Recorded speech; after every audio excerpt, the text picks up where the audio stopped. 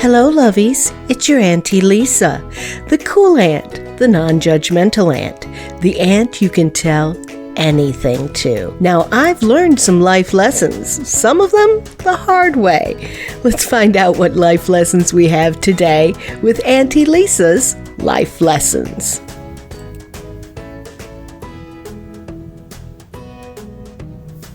Hello, my lovies.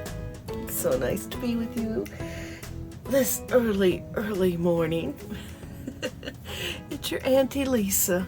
And you may, if you're watching this on YouTube, you're saying to yourself, Auntie Lisa, why? Oh, why? Are you wearing your pajamas? Because I am. Definitely in my pajamas. And the answer to that is very simple. I'm awake. And that brought to mind what I wanted to talk to you about today. So, I think that we put way too much emphasis on 8 hours of sleep a night. Now, I know you're about to say, but Auntie Lisa, everybody says that we need 8 hours of sleep. Here's the situation. Your body needs what your body needs, and it's going to take what it needs. I function best usually on 9 hours of sleep or 6 hours of sleep. Anything in between, and I'm kind of groggy and going, whoa. Everybody has their own personal body clock. And I have I consider it a unique way of sleeping because it's very old-fashioned and is not practiced much. I call it first sleep, second sleep. And you're saying to yourself, Auntie Lisa, what the hell are you talking about? Well, here's the situation. I go to bed early, say 9 o'clock, sometimes 10. I go and I piddle fart around, I read, do all that stuff, and then I finally turn off the lamp, try to close my eyes and go to sleep, right? And I will sleep for about 2 hours. 2 hours to 3 hours I sleep the first thing. So I'm up, say around 1 o'clock, 2 o'clock in the morning, like about right now. And I wake up and I am awake. There is no getting around it. I'm awake. I've only been asleep for 3.5, 4 hours, but I am awake. So I call that first sleep. And then the being awake, I call awake break. And I use my awake break. I will come down here. This is, you haven't seen this area so often. This is my own space, my Auntie Lisa's little den, so to speak. People have man caves. I have my Auntie Lisa space. And I'll come down here and I'll craft. I'll paint. I'll crochet. I'll cross stitch. I don't play my clarinet during this time because people are trying to sleep. But I will find something to do that I want to do. Something that maybe I don't have time for during the day because I'm too busy taking care of the house, the business, the workaday world, right? So this is my time. Awake break is when I get to spend time doing things that Lisa loves to do. And I love my awake break. Do I often use awake break for business? Yeah, because that's me and I'm a workaholic. But after a while, maybe being up about 2 hours, 2.5, 3 hours, I'll start to get drowsy again. So that means it's usually around 4:30, 5 o'clock in the morning. And I'll go and I'll lay back down. And that's second sleep. And second sleep will go from Whenever I lay back down and manage to fall back asleep until it's time to get up for work, which is usually 6:30 or 7. So there's first sleep, awake break, second sleep. And I'm not the first person to use first sleep, second sleep. That you can go back. Let's go back in time to the 1700s. The founding fathers of our country. Matter of fact, John Adams is quoted in some of his letters as saying, writing, it is after first sleep. Because he was the same way. He woke up in the middle of the night and did a lot of his correspondence during what, I don't know what he called his awake break, but I call it the awake break. So it was something that was considered natural and normal in that time period. But as we've gotten more and more modernized and regimented and everybody's on the same schedules and all this, it's become more and more normalized for there to be 8 hours of continuous sleep. And I can tell you right now, I will never be able to get 8 hours of continuous sleep without pharmaceutical help. It's just not going to happen. So I spend the time doing things that I love to do. If I find it interesting that I'm not the only one like this either. My friend Todd, he wakes up in the middle of the night. Sometimes we'll be texting each other during a wake break, just being silly and whatnot, because we're both awake. And I always feel that it's better to get up out of the bed and do something productive, like now, when I came down here and I said, I'm going to do my Auntie Lisa's life lesson this week. Because otherwise, what would I be doing?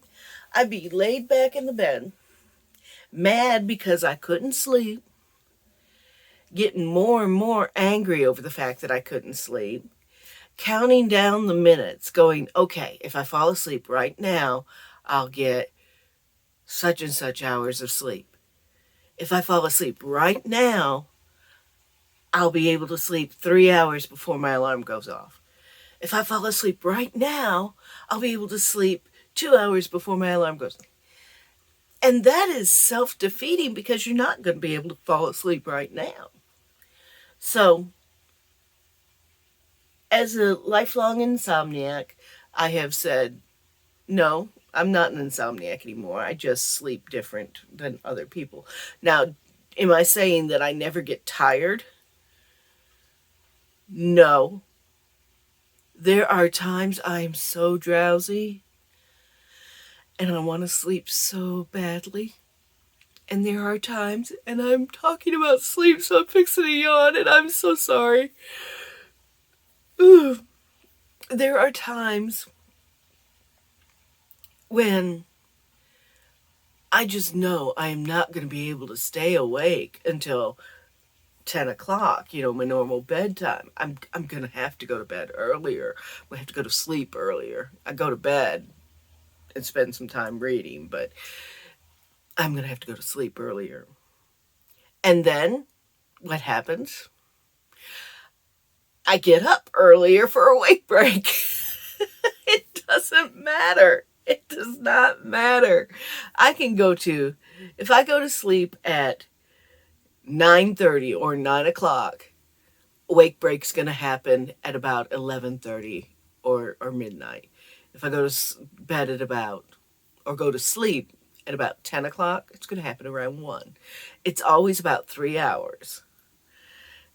And then I wake up, spend about another 3 hours doing stuff, and then go back down. And it usually ends up being 3 hours, break, 3 hours that I sleep. That's what I try to do anyway.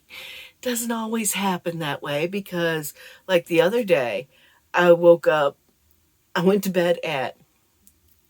sleep at 9, woke up at 11, and got in the zone doing something and did not get go back to bed until like 5 o'clock in the morning. Holy moly, and then I had to get up at 6:30. So that made for a drowsy next day. And here comes another yawn.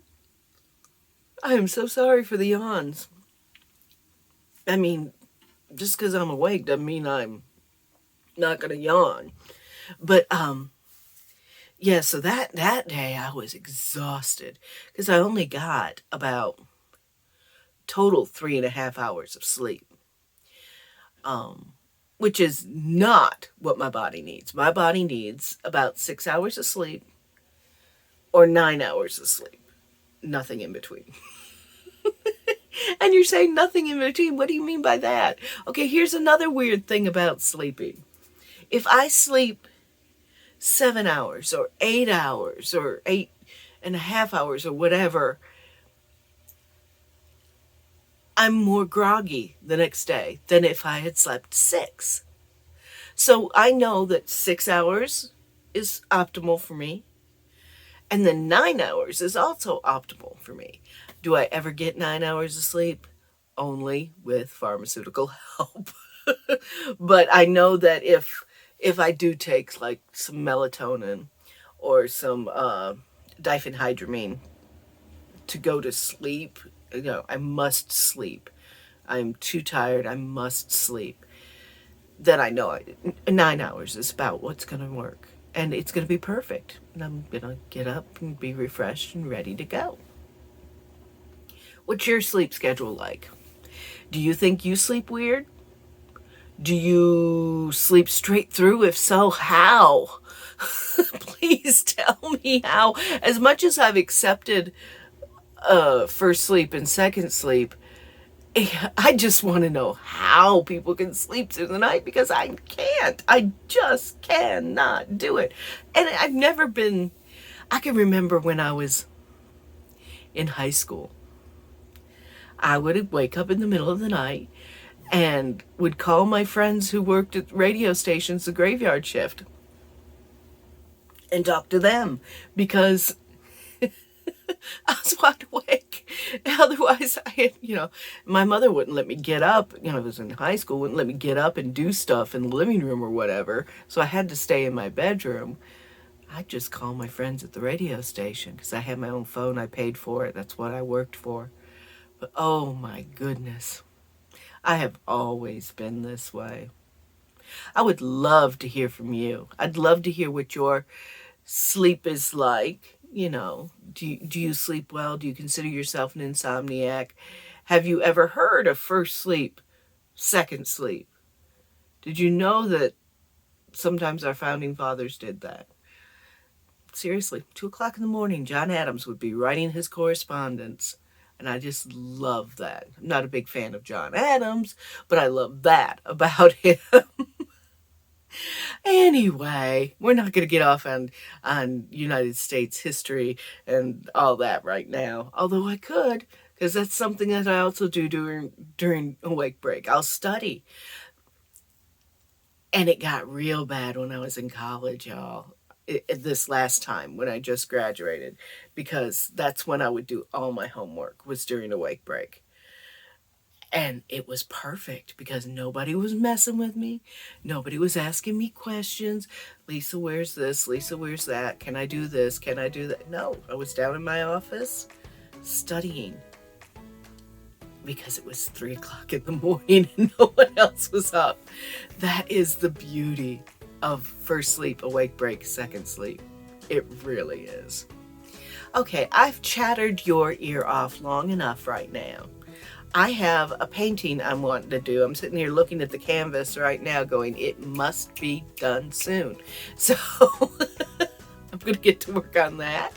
And I will talk to you next time. Until then, remember our mantras, which are be bold, be brave, be unstoppable. And remember, I love you just the way you